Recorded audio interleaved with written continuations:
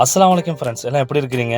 நேற்று நைட்டு பார்த்தீங்கன்னா சேலம் புது பஸ் ஸ்டாண்ட்லேருந்து கொல்லிமலைக்கு ஒரு ட்ராப் வந்துருச்சுங்க. நானும் ரொம்ப சந்தோஷப்பட்டேன், கொல்லிமலை போய் ரொம்ப நாள் ஆயிடுச்சுன்னு.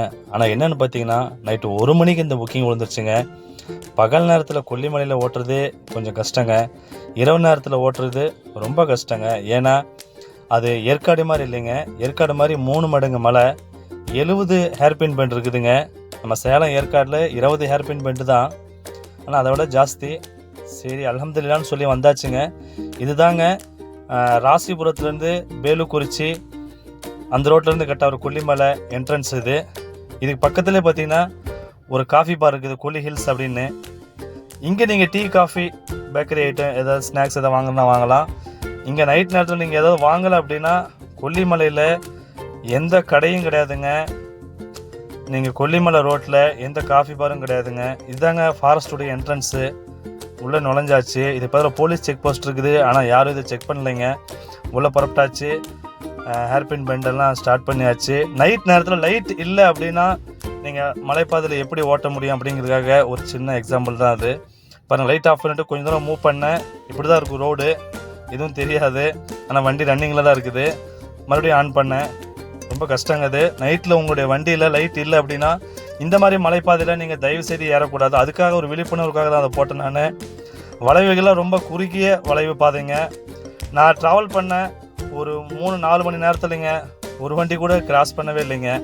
நம்ம ஒரே வண்டி தான் கொல்லிமலையில் போய் ட்ராப் பண்ணுற வரைக்குமே வேறு எந்த வண்டியும் வரலை. கொல்லிமலையோட என்ட்ரன்ஸு வந்தாச்சு. இதுதான் அதனுடைய சிக்னலு, சோளக்காடு அப்படின்னு சொல்லி. அதை தாண்டினவனே கொல்லிமலை பஸ் ஸ்டாண்ட் வந்துடும்.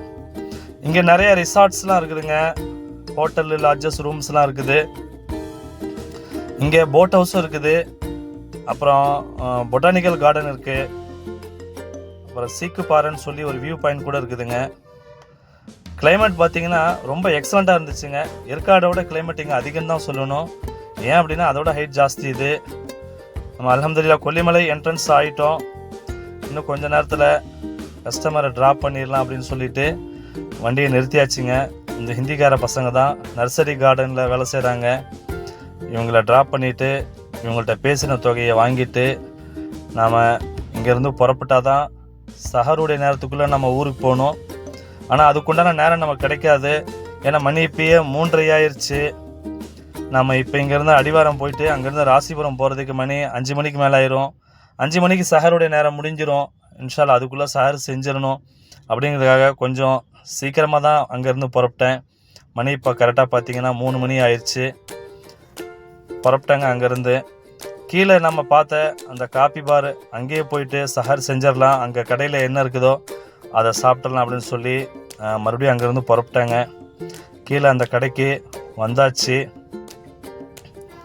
கடையில் இருந்து ஒரு குட் டே பிஸ்கட் பாக்கெட்டு, ஒரு டீயும் வாங்கிட்டேங்க. ரமலான் மாதத்தில் நோன்பு வைக்கிறது மிகப்பெரிய பாக்கியங்க. இது சுமை கிடையாது, இது பாக்கியம். இது நோன்பை விடுவதற்கு அது ரொம்ப பெரிய பாவம். அது ஒரு வாயிலா ஜீவன் பிஸ்கட்டுக்காக தவிச்சிட்டு இருந்தது, 2 கிலோ ஜீவன். அதுக்கு ஒரு பிஸ்கட்டை போட்டு நாமளும் சஹருக்காக இந்த பிஸ்கட்டும் டீயும் பிஸ்மில்லான்னு சாப்பிட்டு இன்னும் கொஞ்ச நேரத்தில் இங்கேருந்து புறப்பட்டா மணி 5 மணிக்கு மேலே ஆயிருங்க. ராசிபுரத்தில் போய் ஃபஜ்ருடைய தொழுகை இமாம் ஜமாத்தோட தொழுதுட்டு இன்ஷால்லா ஊருக்கு போயிடலாம். அல்லாஹு தாலா இந்த ட்ரிப்பை கொடுத்தான், ஆரோக்கியமான வாழ்க்கையை கொடுத்தான், நோன்பு வைக்கிறது உடம்பு சக்தியை கொடுத்தான், கை கால் நல்லா கொடுத்தான். எல்லா புகழும் அல்லாஹ்வுக்கே, அல்ஹம்துலில்லாஹ் அப்படின்னு சொல்லி நம்ம ஊருக்கு புறப்பட்டுடலாம் அப்படின்னு சொல்லி இங்கேருந்து புறப்பட்டாச்சுங்க. மீண்டும் இதே போல் ஒரு சுவாரஸ்யமான காணொளியில் உங்களிடம் பேசுகிறேன். அஸ்ஸலாமு அலைக்கும் ரஹ்மத்துல்லாஹி பரகாத்துஹு.